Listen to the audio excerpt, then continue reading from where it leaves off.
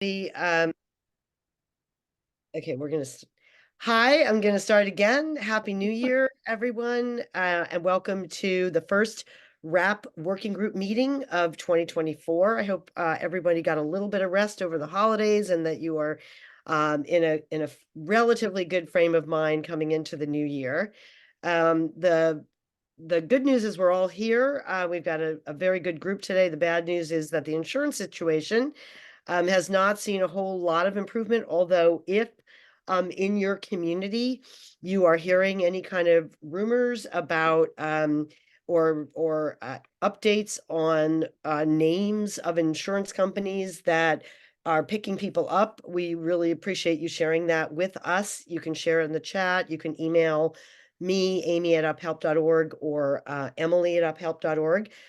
We just finished looking at some of the responses to our 2023 home insurance survey. And I want to thank all of you who helped us with outreach and pushing the link out and encouraging people in your community to take the survey.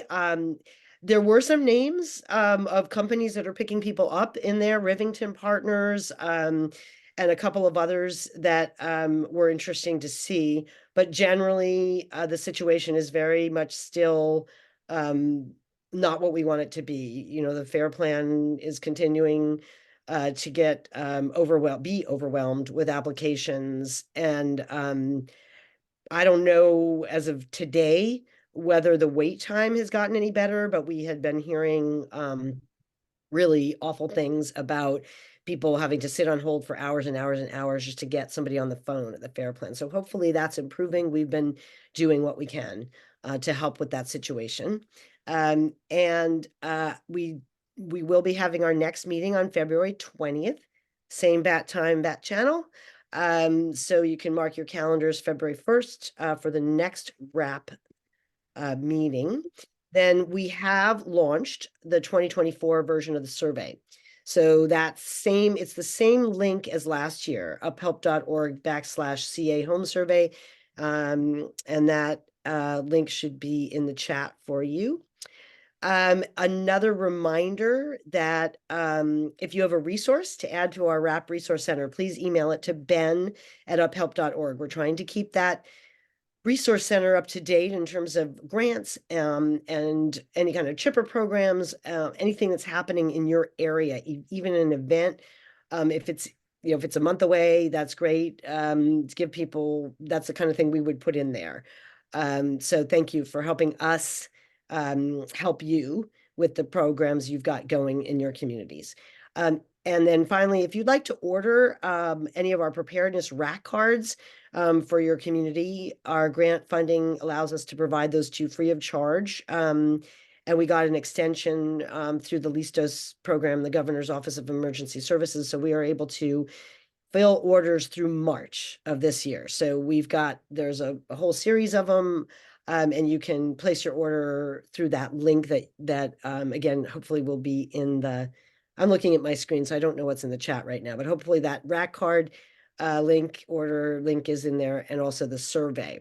And then finally, we did get a question before today's meeting about, seems like the rate increases are coming fast and furious along with the channel for those who still have insurance and then in the private market, but also even with the FAIR Plan. So Em, are you able to put Joel's list that he put together in the chat as well? Yes, I can. Okay, thank you. So, I mean, the bottom line is that, the insurers have been, after, they've mounted a full court press on the department to grant their rate increases that have been pending and to expedite consideration of those rate increases. And the department is doing, I think, the best they can with a very unpleasant situation. I think that they're not enthusiastic about granting the rate increases, but they are trying to keep a balance with trying to get restoring the insurer's confidence that they will be able to charge the rates that they feel they need given the current risk. So, good and bad, right? We haven't seen, it feels like with all those rate increases going into effect, that the insurers should be loosening up their underwriting, and I know that they will, but it doesn't look like they have yet.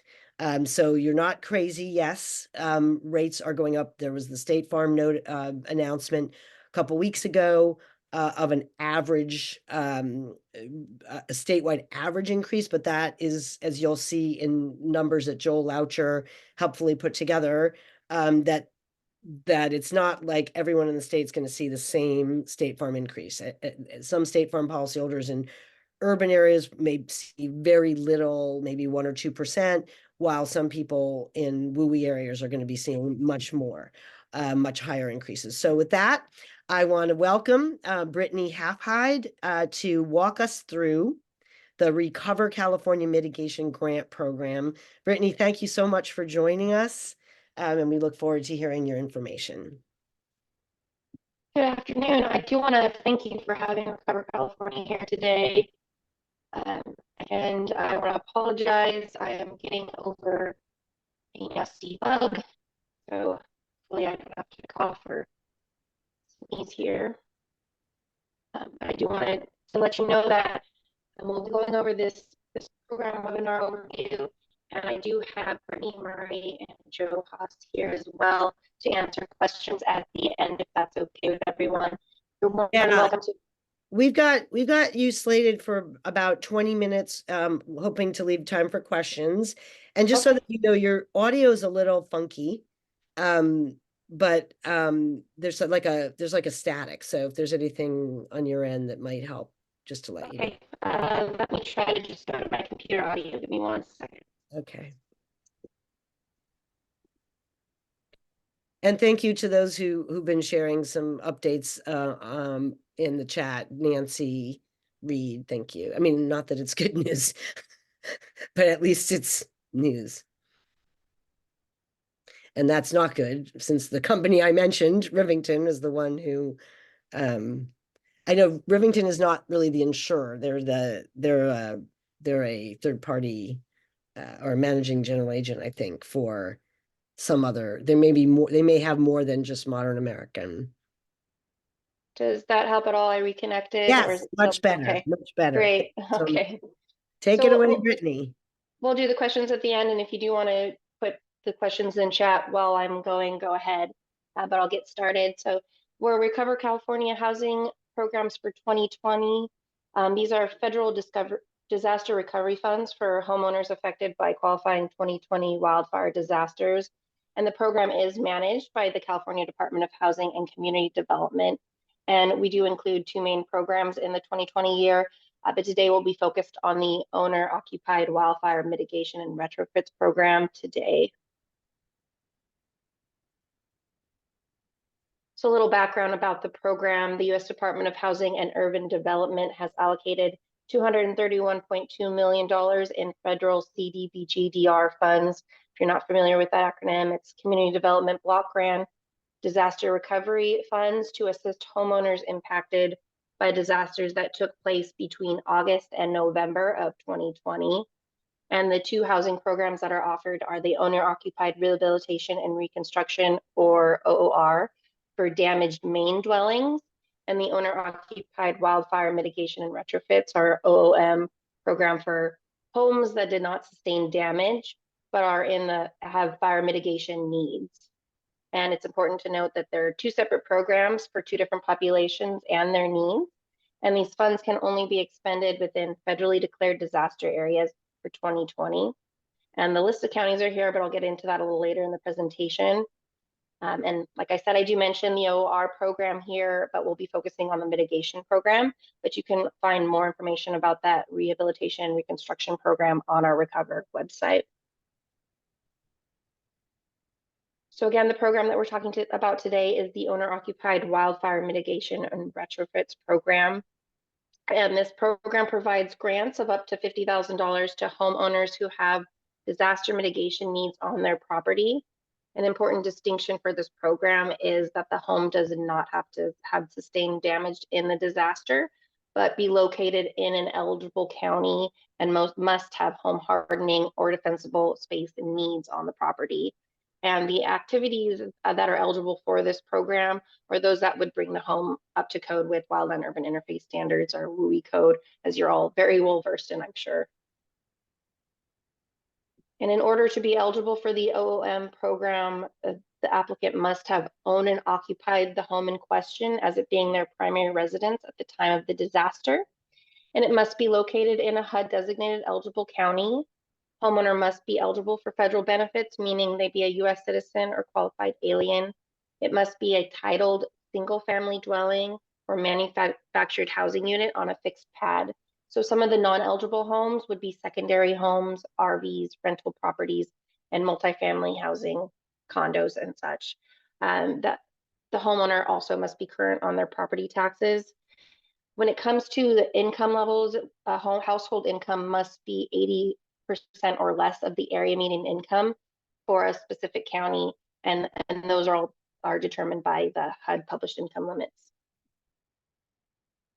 The way in which the awards are determined is by estimating the mitigation needs cost and subtracting any other funds that would be considered duplication of benefits, or DOB.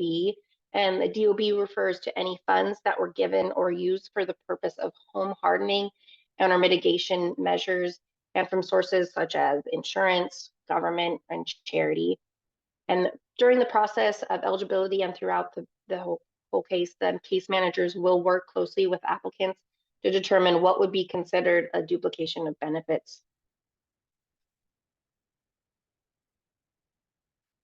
Some of the uses for the funding would include those that do bring the property up to WUI codes, such as defensible space and home hardening activities, debris clearance, demolition, landscaping, and those that make the property more resilient and less at risk from future disasters. And the program does use its own construction management team to perform all necessary tasks from the creating of scope of work up into completion. And these activities are assigned with a level of importance policy, and I'll go into that in this next slide. So the program does understand that the maximum award may not allow for all necessary wildfire mitigation and home needs, such as, so the program has developed the level of importance approach in developing a scope of work that increases the level of protection against wildfire associated with defensible space of the home and home hardening. So the funding is allocated in the highest level of importance being level 1, then to lower levels such as 2 and 3, and in that order until there are no more mitigation items needed, or until that maximum $50,000 is reached. So on this highest level of priority on level 1, their activities would include placing pea gravel under home, creating fire resistant skirting around the home, enclosing porches and decks with ember resistant skirting, using fire retardant paint used on porches and decks, stump grinding, hazardous tree removal, and creating defensible space landscaping. And in the level 2 of activities, the OOM program would do activities such as enclosing gutter elements with fire-resistant material, installing metal gutters and gutter guards, installing fiber cement exterior sliding, and replacing roof with Class A asphalt shingles and fire-resistant roofing materials. And lastly, if that $50,000 of mitigation award hasn't been reached, they would install metal exterior doors, including a garage door, or installing dual pane windows. Where exactly is this funding spent? So going into those counties, the housing programs the funding can only be expended within that HUD designated most impacted and distressed counties, and we call those mid areas. And for 2020, these counties are Butte, Fresno, Los Angeles, Napa, Santa Cruz, Shasta, Siskiyou, Solano, and Sonoma counties, with the events happening between August and November of 2020. And it is also important to note that at least 70% of Recover California funds must go to low to moderate income households with that AMI of no more than 80%. And we know that in California, that AMI can vary widely between household size and the counties of California. A little bit about the application and the program process. So staff such as myself are conducting outreach and events such as this, and through community engagement with local organization and events. And Recover California's goal is to reach that low to moderate income homeowners and difficult to reach communities and individuals. I'll go over this a few times, but for program information, including our application for the 2020 housing programs, it can be located on our Recover website at hcd.ca.gov/RecoverCA. And if there are any languages needed other than English and Spanish, just don't hesitate to reach out and we can try to accommodate that.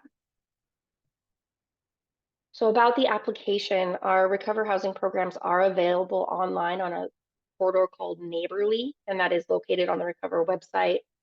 Case managers are available to assist with the application process and the submission of the required documents.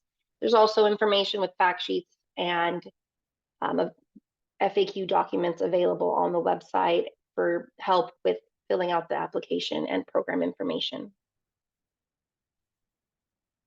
There are a variety of ways in which the application can be completed. You can do that on the Recover website on that portal Neighborly or over the phone with the case manager, and there is a paper application. Of course, doing it online is going to be the fastest way. Here's a bit about our process map and what you can expect from the OOM project and the timeline here. So after eligibility is determined, the construction management team will then complete the assessment and create a scope of work for all mitigation activities that they deem necessary. And then they complete and inspect the work defined in that scope. And it's important to note from this step 2 to completion, so from eligibility until completion, that it could take up to a year. And with that, we can open it up to questions. Great. Thank you so much, Brittany. I don't see any questions. I have one, but oh, there we go. Katie Simmons with Butte County. Hi there, Katie Simmons of Butte County, Deputy Administrative Officer, and we operate all the CDBG-DR programs for recovery. And if you wouldn't mind going back to the process slide, step 7 is where a lot of our projects in the OOR and OOM program get stalled. And that is the permitting process where they discover that their title isn't clear, there's a lien on the property that dates back generations, they have an easement or an ownership issue they hadn't been aware of. And by that time, they're deeply invested, HCD is deeply invested in the mitigation projects. And so how does the program plan to work with the homeowner to alleviate some of those issues at step 7 so that they complete the project? Great question, and I'm going to give that to Brittany. Thanks, Brittany. All right. So it's a great question, Katie. We recognize that as well as being an issue, and we have started checking for those things during our eligibility process. So in that step 2, so we're looking for any issues that might be on title or on the land before they get to these construction steps at this point. So we'll have screened for that before they make it into any construction process. So if I could just finish out my comments, my recommendation, because those barriers are pretty consistently faced by people in the foothills and both burn scars for the North Complex and Camp, that HCD, you know, if you encounter those issues, if there are any kind of mitigating factors or support you can provide to the homeowner, this may be their only opportunity to use mitigation funds for their home. So one of the things that we talk with HCD about on our coordinating calls for the OOR program for North Complex is working very closely with the rebuild advocate at Butte County Development Services, where a lot of the unincorporated properties are permitted. And when you have that connection with local government, you can oftentimes get all of that old title history really quickly and kind of work with a homeowner to clear it. So I would just ask that that coordination with local government be part of the program, because I think in some cases that's probably the only way to overcome some of those barriers. And I appreciate the program. Thanks very much. That's a great suggestion, Katie. Thank you. Okay, so there's we got 2 Brittany's. That makes sense. Or is it 2 screens? 2 Brittany Marie's? I'm confused. I see. Okay, I got it. Mike Thayer, you have a question? Yeah, real quick, I just have a couple of questions. Well, first of all, this is really exciting news because I was unaware of this program. But to help some people that we may know, so it's dependent on county and not zip code. Is that correct? Correct. That's great. That's really good news. And then the timeline obviously is pretty long. Have you had any interaction with carriers that are about to maybe drop somebody for non-renewal and they're in the middle of the process? Are you able to help them hold off on the non-renewal because they're starting to take steps? Has that happened at all? I'm not quite sure what you mean, honestly. Could you explain a little further? So the non-renewal notices generally go out 90 days ahead of time. And with this taking a year to complete, obviously they may not complete in time. We've seen carriers in the past, let's say for Embers and Vents for installs, it was going to be past their deadline, but they've already committed to getting it done. They've extended that non-renewal date to allow them to complete the process. I'm just curious if that's happened at all to this scope.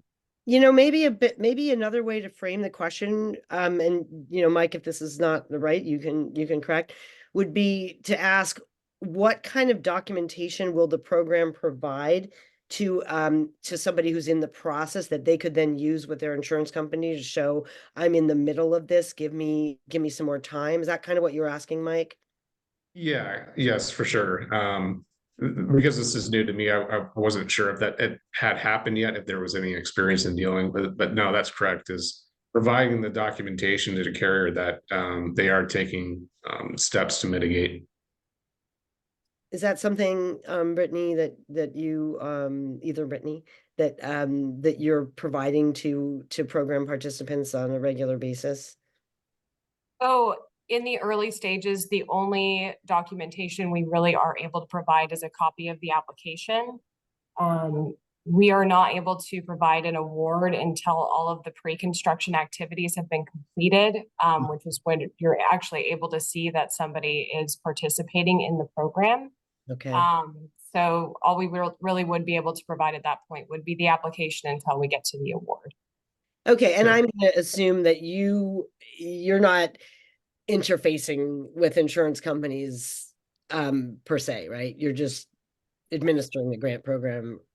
Yeah, I mean, we do for duplication of benefits, right? When Brittany mentioned that section, we do have to check if any insurance proceeds were for mitigation activities and do calculations if they were it would need to be provided basically. We can't duplicate any funds for the same purpose. So we do reach out to insurance companies to verify the amounts that were received. But as far as working with them to discuss any kind of policy situations, that's not really something we do. It's more just for third-party verification, if that makes sense.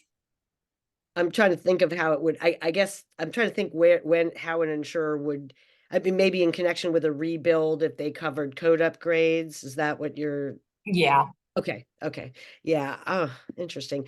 So two people asked a question. I'm not sure I'm going to articulate this right, but with the OOM program, I believe you mentioned your own construction teams. Can you tell us about that? Yeah, so we have our own construction management team and they do subcontract locally. So we would provide all services for any mitigation activity. Okay. All right. Great. Well, listen, both Brittany's, with both spellings, thank you so much for your time. And we are right on schedule for our next speaker, but great. It must feel good to be part of something positive and impactful. So thanks so much. Thank you. Okay. Thank you so much for having us. Yes, thanks for joining, and the audio was nice and clear. Okay, so I want to welcome our next speaker. OP Almaraz has is a busy guy. He's got a lot going on. And for those of you, I mean, it'd be interesting for those of you who are on LinkedIn to follow him. He's got a series of interviews that he's been doing with and if you want to fix the pin, that'd be great. With various people in the field of risk reduction and resiliency. And he interviewed me and recently interviewed some of colleagues that I know. And OP, welcome and thanks for joining. Thank you. Thank you very much, Amy. I really do appreciate it. I'll just start by saying I really love this group and what it's all about. When I met Amy, I was stalking her for a couple of years behind the scenes, and she didn't even know it. And I bought a book that she had, co-authored, and I'm like studying her, and I'm like, okay, I'm going to get you on the podcast. And so, for those of you that don't know, there is it's called the All Things Wildfire podcast, and we have interviewed some very interesting people, and from insurance brokers to insurance underwriters. To people that are smarter than me with regards to wildfire prevention. And it's really bits and pieces of information. And I think as you've all seen here and you've heard, it's the collaborative effort that's going to really solve this problem. It's not just one thing or one group or one item. It's the collaboration of everyone. So if you get a chance, you can tune into All Things Wildfire. That'd be great. I'll start by saying that I'm the CEO of Allied Restoration. And so I've been in the business now. I just did the math today, 30 years this year. So I was very young when I got started. But I'm on the disaster restoration side. This is where I've been for many, many years. And so I'm the one who shows up after the fire. And I'm dealing with the homeowners, and I'm dealing with recovery, and we're doing deodorization or sometimes rebuilding the entire property. But I was evacuated in 2020 from my own home. And that's when it hit me, is the next day when I came out of the hotel room and the elevator doors opened up, and I'm taking my two little Yorkies to go to the restroom, the lobby is jam-packed and it's chaos. Everyone is talking. You can't hear a word except people frantic. And I thought, okay, everyone is trying to figure out, did my home survive and will it survive? And at that point, I kind of flashed back to the insurance brokers that we deal with and family offices that we deal with. For a couple of years, they were asking me, hey, OP, do you do home hardening? And I didn't even know what home hardening was. And I said, no, we don't do that. But once I got evacuated and I had this level of uncertainty, I thought, okay, there has to be things we can do so we can all feel more comfortable understanding that when we do get evacuated, we have a bigger level of confidence and understanding that we've done everything we possibly can to protect our home to the max capacity. And so that got me onto discovering what we can do. And so now I founded Allied Disaster Defense. And Allied Disaster Defense has been working with IBHS, the Insurance Institute for Business and Home Safety. We are an authorized assessor and inspector for them when they want to have a wildfire prepared home designation. We're the ones they call out in California to go out and do the assessment. And so we worked very closely with them. And this is like the gold standard right now. And so what happens is you get this designation, and you're supposed to be able to take the designation and go over and say, hey, Mr. Insurance Carrier, look what I did. Here's my certificate. Please work with me. And some carriers are beginning to identify that.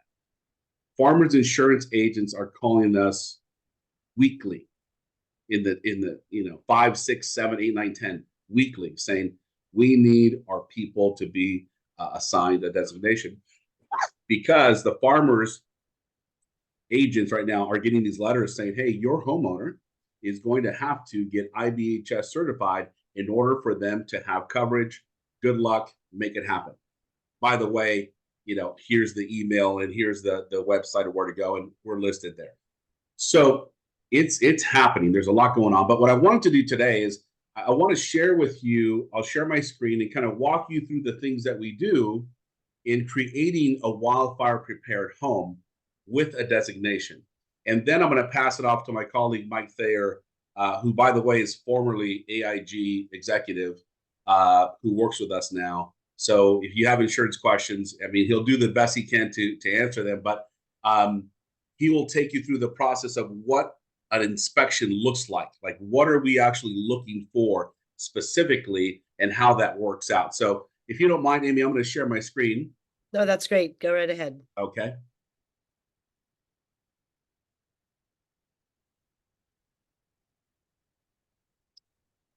Okay, and there'll be no sound on this video. I just want to walk you through the process. This is the first wildfire prepared home in Southern California to have the Prepared Home Plus designation.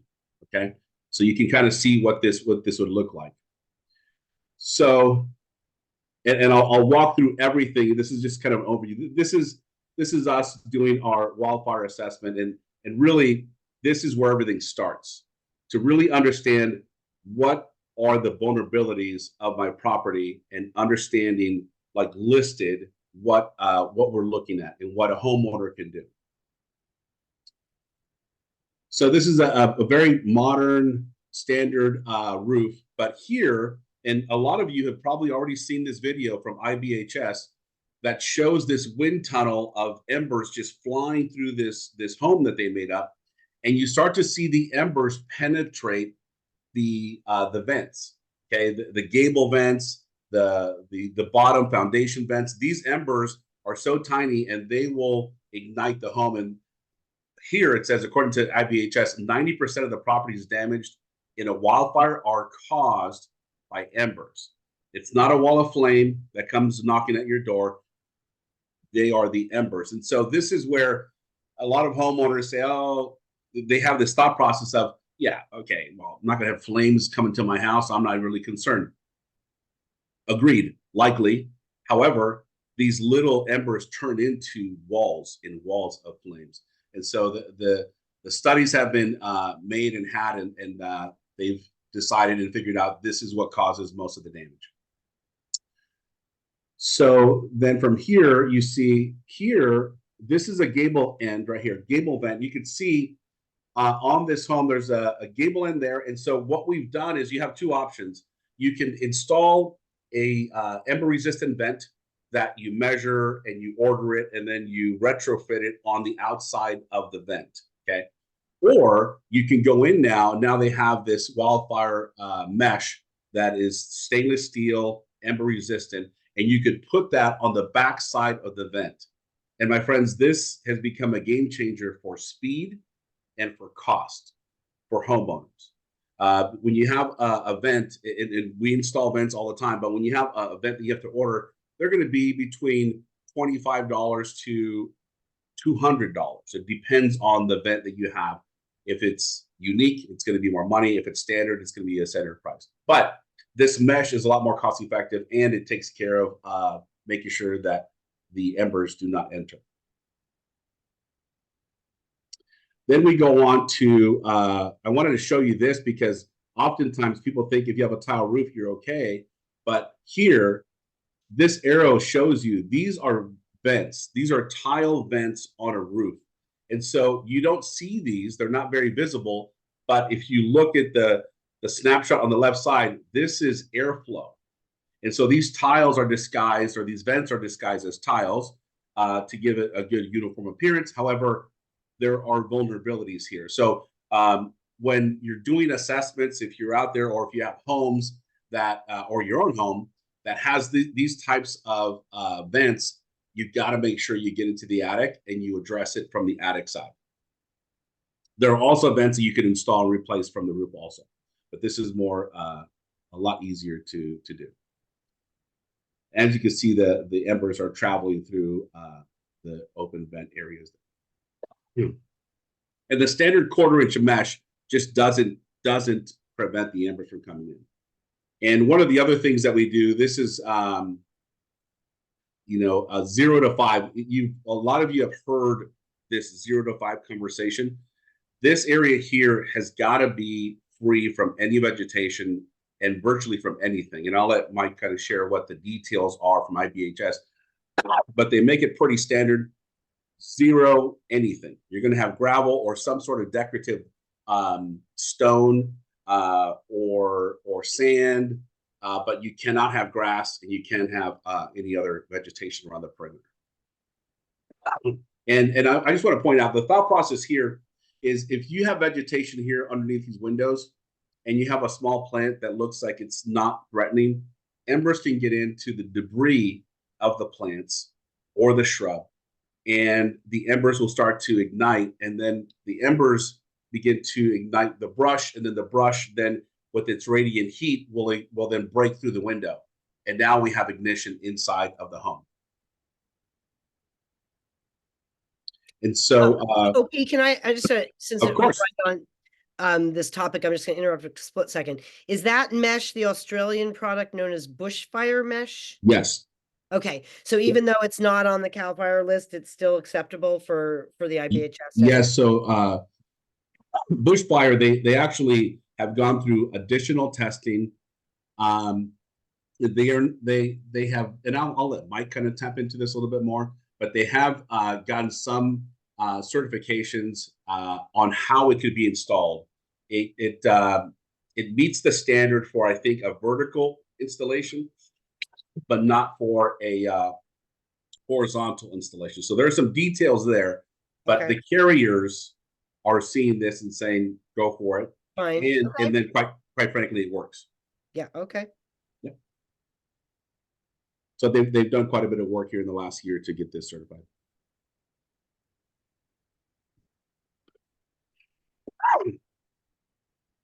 So then we also install the gutter guards for those that have exposed gutters.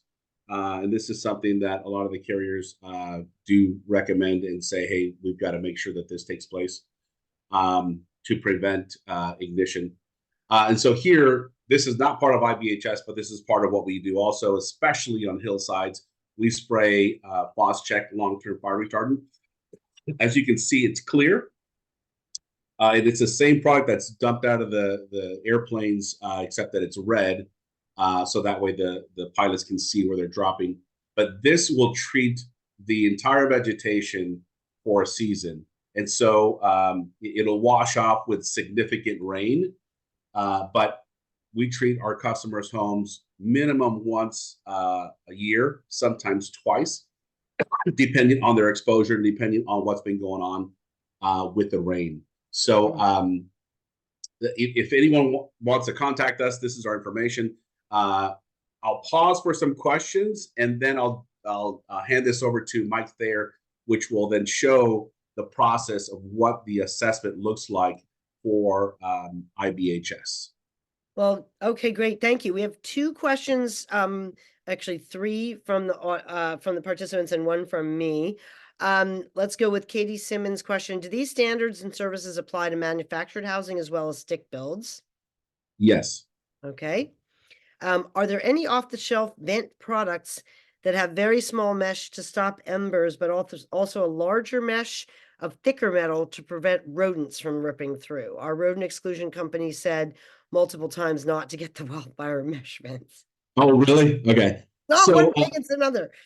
Yeah. So I would just say, if you're going to do it yourself, and by the way, all of this you can do yourself. You don't need us. You don't need a contractor, except when you need a contractor. If you have some real special things that have to get done, you need construction done there. But the mesh itself, I would just look them up online, and I would purchase the mesh directly from them. So that way you can then cut it and trim it and put it on as you see fit. You just got to make sure that there aren't any gaps to allow embers to come on through. But that's, so I don't know about other meshes. This is just the only one so far, and I'm sure there are more to come that we use and that's been approved.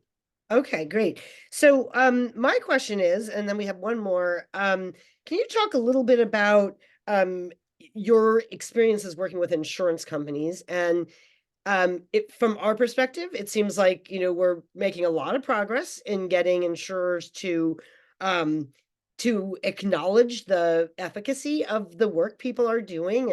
And then even, we know from the early years that insurers had been retaining people like you directly to do mitigation for some of the homes in their in their book. So are you seeing, are you, with the insurance companies that you do business with, are there more insurers retaining you? Are there, do you feel like, we'll start with that. Yeah. So insurance companies are not retaining us at all. Okay. The insurance companies are referring us to homeowners. Okay. This is a homeowner expense. This is an out-of-pocket expense for a homeowner. And it's different for me because I'm accustomed to, we get a job and the insurance company pays and we're dealing with the insurance company money.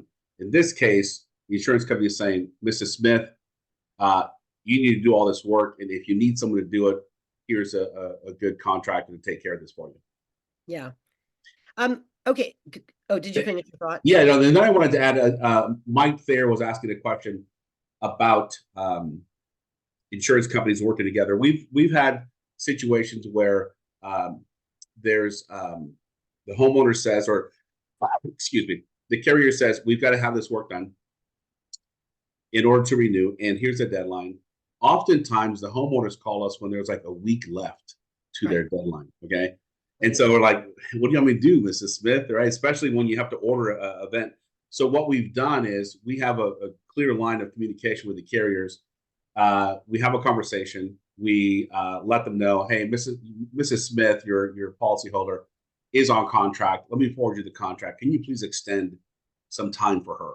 Mhm. And they'll typically say, hey, cool, I see that, no problem. Let me give you another month, and then please show me proof. Okay. And so that's part of what we do with our homeowners. Another thing that was really significant is an insurance company had sent a letter to an insured and said, you need to install sprinklers around the entire perimeter of your home on the roof to spray the whole home. And so we have retired and former firefighters and fire captains on staff. And when we went out to go inspect the job, it was very clear that these types of sprinklers were not going to be effective. The home was completely stucco. It was a hardened roof. There was not much these sprinklers will do. So we were able to write a report explaining why this wasn't necessary, but then also saying this is what's necessary, and it saved the homeowner $200,000. And so they accepted it and said, great, we understand it. We now understand the risk of this profile of this property, proceed with ember-resistant vents. And that's what took place. So we work hand in hand with the homeowners and then try to bridge the gap as much as we can with the insurance companies. Yeah. Well, I have a question that it came in through Kurt Kruger that and I want to kind of, I'm going to adjust it a little bit. So Kurt writes, there's at least 5 different lists of home hardening practices, right? CAL FIRE, IBHS, FAIR Plan, et cetera. Is there an effort to standardize? Now, this working group worked really hard to try to get consensus among fire scientists and former fire chiefs, active firefighters, everybody in this ecosystem, to try to drill down to that list of what are the most important, most effective things. And we came up with our own list, and then shortly thereafter, IBHS came out with their list, and shortly thereafter, the Safer from Wildfires framework was unrolled. And so we have this chart with these 3 things, and we have had people say, well, shouldn't there be one? And I guess my personal feeling is like, we've made this much progress. It's okay to just know that everybody does kind of agree here. There's just a little bit of differences here and there. But what do you think? Do you think that there are too many? I mean, we even in the chat here, we've got somebody, mentioning that CAL FIRE, folks told him that they can't use bushfire mesh. And, I mean, is it, do you think that we should be putting energy into trying to get everybody on the one page here? I mean, I'm going to tell you, I don't, but do you? So, as a business owner, I can tell you some of the frustrations that I've been met with in launching this prevention team in the last 2.5 years is the amount of or the lack of cooperation among agencies. Yeah. And I really don't understand why we just can't get over ourselves and just unite and figure this out and put together, like you're saying, a standard. So Amy, I don't know how far that is, but it's not now. It's not. People aren't willing to do that just yet, and I don't understand why. But that's coming, and so I think right now it's if I'm a homeowner, I'm saying to myself, what do I need to do with my carrier? Yeah. Right. And if that carrier, and if I accomplish that, great, and I'm willing to do it, great. Number one is, are you willing to make the investment? Number two is the aesthetics. A lot of people, that's a non-starter. Right. You know, when we talk about IBHS, they're like, nope, I'm not going to remove my Italian cypress. I need it for privacy. It's not going anywhere. And like, it's a non-starter. And then you have, okay, you're back to square one. So if people are willing to make the investment and to understand what it's going to take and understand this is going to be a new normal coming our way, then the faster that they can jump on board and become more attractive to carriers. If the one carrier says no, well, guess what? You dressed up and you put on the lipstick, and now you can go out there and just flirt with all the insurance companies and see who's going to take you, right? So, but if we don't do our part, then we're going to be looking like the average person. So Right. we need to separate ourselves.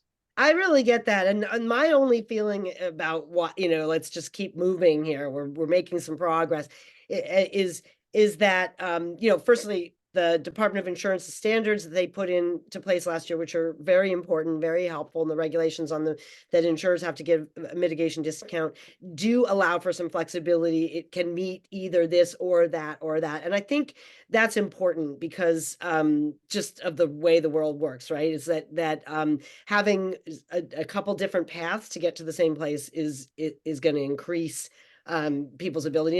And again, the aesthetics issue is just a huge one, not to mention covenants, codes, and restrictions that are in place in some, areas like where Sandy and Sandra Wetzel-Smith and you're up next on live, that actually say you can't, you have to have a wood fence, or certain things of with landscaping. And again, because these realities are constraints on people, property line and how much you can control around your home, I think having there be multiple standards is actually helpful. Sandy, did you have a question you want to ask? Yes, I do. First of all, since I haven't gotten to meet the gentleman, my name is Sandy Wetzel-Smith, and I live in Scripps Ranch, and my house and my entire neighborhood burned down in 2003, which is where I met Amy and everybody else.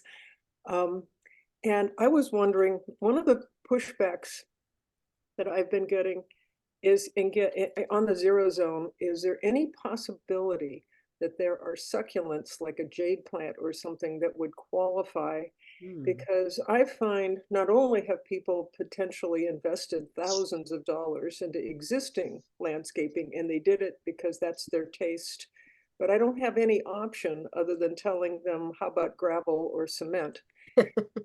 I was wondering, because I'm also in the San Diego Cactus and Succulent Society, and we were looking at a selected number of things that appear to be, and I looked up the testing. It's not as far as I can tell, they haven't been tested rigidly enough, but it looks like they might be not only resistant but suppressant to these kinds of things. And I think it would make it so much easier for people to change a culture, because in my whole life I have found it's one thing to change your mind about something, but if you're going through and saying, we're not going to have lawn anymore. I mean, in my HOA, if 20 years ago I had taken out my front lawn and put in succulents, they probably would have arrested me. And now it's the cool thing to do, but we also completely burned down our whole neighborhood and on a rebuild. But I would love it if we found that there might be something, some half a dozen or whatever to choose from, succulent type plants that would be okay with fire people and it would make it an awful lot easier on the culture level to get people to be willing to put in, because I just don't want to. Right. Yeah. It was Right. something I could back up. Before you into, I would answer, love it. yeah, before you answer, OP, I will say that in our roadmap to recovery curriculum that we bring to wildfire impacted communities, we have I have a whole like slideshow about fire resistant plants, but I don't know whether those the botanist's wisdom has trickled down to the fire scientists. What do you think, OP? Yeah. Or So, Mike? so I'm gonna defer this question to be answered by Mike Thayer, but I can tell you, we have foresters on staff too, and so they have lists of approved wildfire friendly plants. Succulents for sure are some of them, and so this is where all the lists and the approvals start to fall into place, where they're so different. HOAs say yes. The CAL FIRE says X, but then IBHS says 0. But there's some differentiators there. Mike, any thoughts on that? Yeah, I mean, as a former firefighter, succulents are fine with me. From IBHS standard, they don't believe so. And I believe the intersection there is, even if it's a succulent or wildfire resistant vegetation, it comes down to maintaining that vegetation as well. So IBHS looks at kind of the extreme. If it's not maintained, it could still be an issue. For instance, ice plants. Ice plants are succulents. You see them along the freeway. If you ever pull those up, there is a ton of dead material underneath the ice plants. Fire can travel underneath ice plants just like it does through bark roots. So when you're talking about maintenance standpoint, I think that's where IBHS kind of drew the line on the succulents there. So it's unfortunate because people want to maintain that, aesthetic look, and it is a culture shock, and it's going to take people a long time for people to get used to it. But at the end of the day, that it is designed to save your home. So it's a culture shock for sure. Yeah. So a question from Jason McBroom on I think it was Jason McBroom on is there an alternative to enclosing eaves? It just got subsumed in a bunch of other questions here. Hold on. Where was it? Where did it go? On that it's a 30K expense and the homeowner is going to have to take out a loan. Here it is. Denise Rowland. I'm curious about this the enclosing the eaves, boxing the eaves thing, because that's not in the IBHS, but it is in the Safer from Wildfires. So is there, from a construction standpoint, an alternative? Or is there an alternative? Yeah. Or to say, okay, then I'm going for IBHS, I'm not going for Safer from Wildfires. Mike, any thoughts there? Is IBHS requesting closed eaves or no? Only on the plus designation. Okay. Yeah.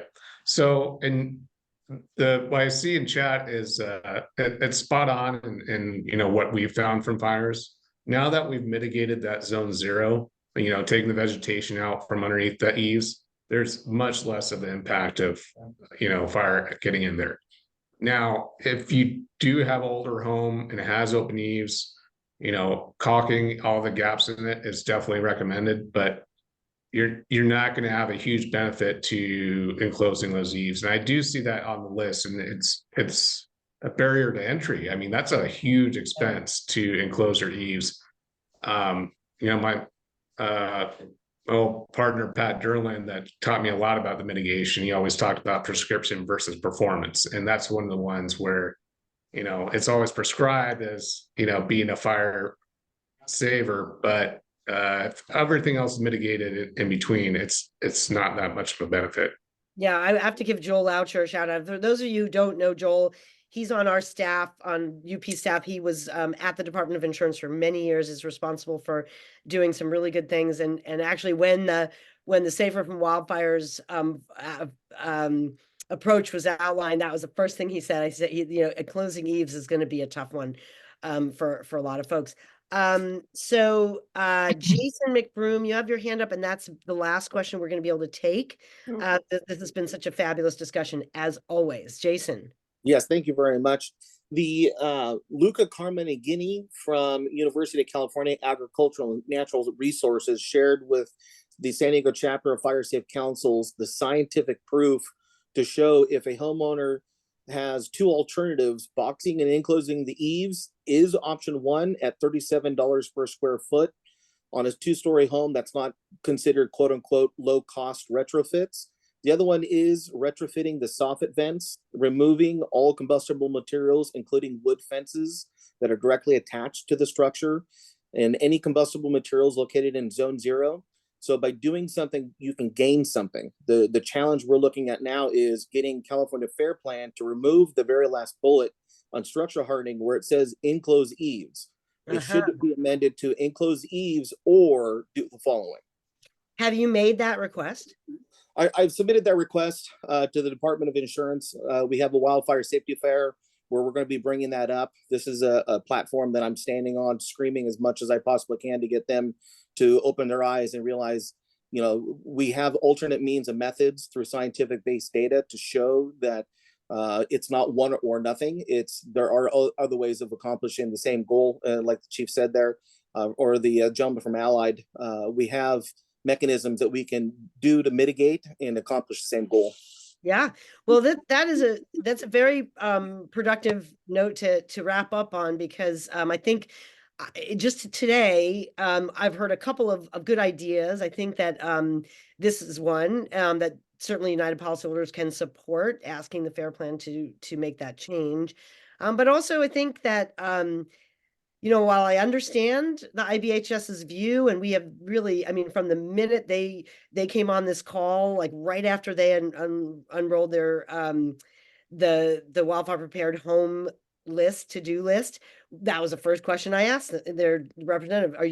Can there be any flexibility with plants in the 0 to 5? And they have maintained that position, but I feel like maybe, you know, maybe there's some more lobbying that could be done there. I mean, certainly we see the results, you know, of their testing, but on the other hand, it is probably of all the barriers to getting people to qualify, that's probably number one.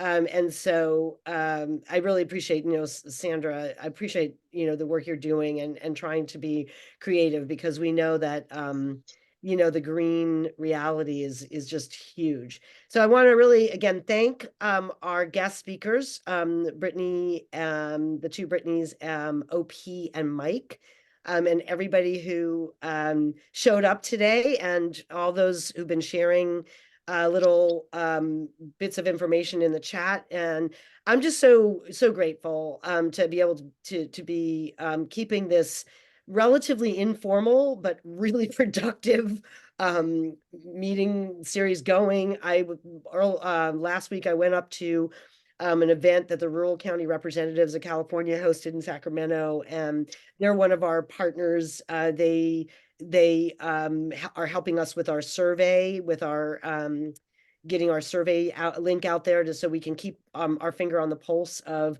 what is happening to people out there in the state of California with regard to their home insurance. And it really was amazing how, like, every single elected official who took the stage at this event mentioned how much work they're doing in their community toward wildfire risk reduction. So, you know, the work is happening. You know, and change in the insurance world comes slowly. You know, they're very, very large ships, often, that take a long time to turn.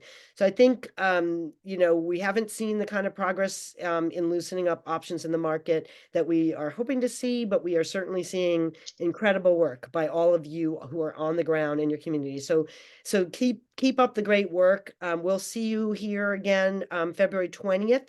We'll send you an advance notice as to who's going to be speaking, but you know how to reach us with updates and with suggestions, and we are trying to stay on the cutting edge of who's doing the work here in the state that is moving us forward toward what we want, which is to restore affordable and reliable safety nets for California residents, and to prevent severe wildfire destruction going forward, and to take all that we're learning as quickly as we can and put it into practice in communities and at the individual level throughout the state. So thank you, everybody. My staff always just so great to be part of the team. Emily, Joel, Annie Barber, and Val Brown and Ben Laterno. Thank you all so much. And Kate, always good to see you. And I'm waiting for the day, Kate Stillwell, when you say, yes, we have a parametric wildfire product and communities can form risk pools and they can buy the parametric, and then we'll figure out other ways for them to have a plan B here, because it is really unclear when the private competition, if it ever, is going to return. So in the meantime, keep up the great work. And that's a wrap.